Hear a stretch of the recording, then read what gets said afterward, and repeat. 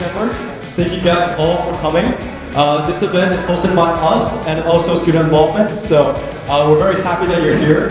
Food's getting set up, so it's gonna be ready to be taken at 3:30. So before that, I'm just gonna ask you guys to wait so we have a little bit of time to set up.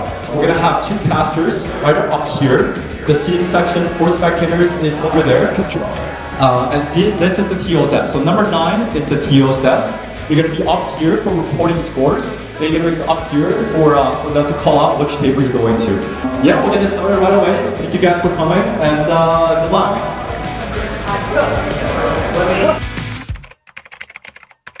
All right, so Walter, you think this is going to be a banger? And I told you we're on opposite sides of the court here. I mean, I'm predicting a 3-stock. I think this will be. Let's get a 3-stock going. Yeah, how about that? I think this will be a contest. C4, and the nature of that being the character that he plays is Snake. That's a character that you can't really sleep on at all, and so it took me a little while to get into the swing of things. Yeah, he stuck out to me because it was kind of just like the first match that I had come across where it was like, oh yeah.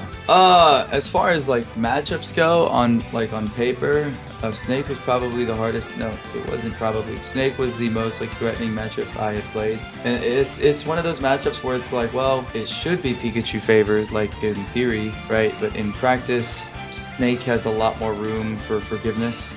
That was my mentality going into it. I did not want to take it lightly. Like, the Snake is not a character that you can sleep on at all. And I said that before, but I stress it again. And look for conversions that will close out the game. Yeah, that's exactly what I was about to mention, is that we see the option to get the drag down there and down smash. Yeah, it's awesome. As they say in the biz, that's slobber knocking. Oh. All right, that's awesome. So they picked Dr. Mario. And so I guess what I'm saying is, like, going into that set, like versus Butterball, I didn't know what to expect. They landed on Dr. Mario, which is another matchup that's kind of like really Pikachu favored, but like in practice, it's a little bit less, and there's a lot of obscurities to the matchup. It's one of those things where it's like, oh, all these interactions are weird, right? Like, they're not orthodox, and the way that Doc likes to play is not really orthodox. So it was a little bit of a curveball, and so it took me some time to kind of get used to it. Okay, just pokes just enough. Man, wow.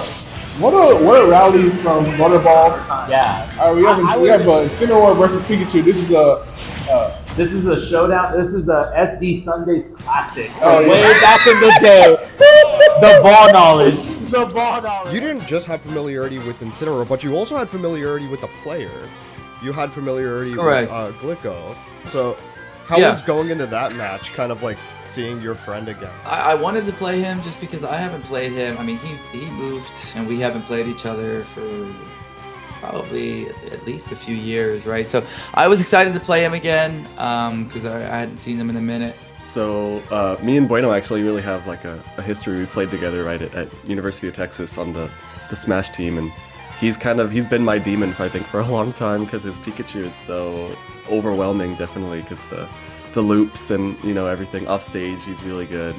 I think the only game that I won against him, maybe in both sets, I had one game in both sets, but it was when he would SD because he gets kind of worked up in the inputs and messes up his recovery sometimes.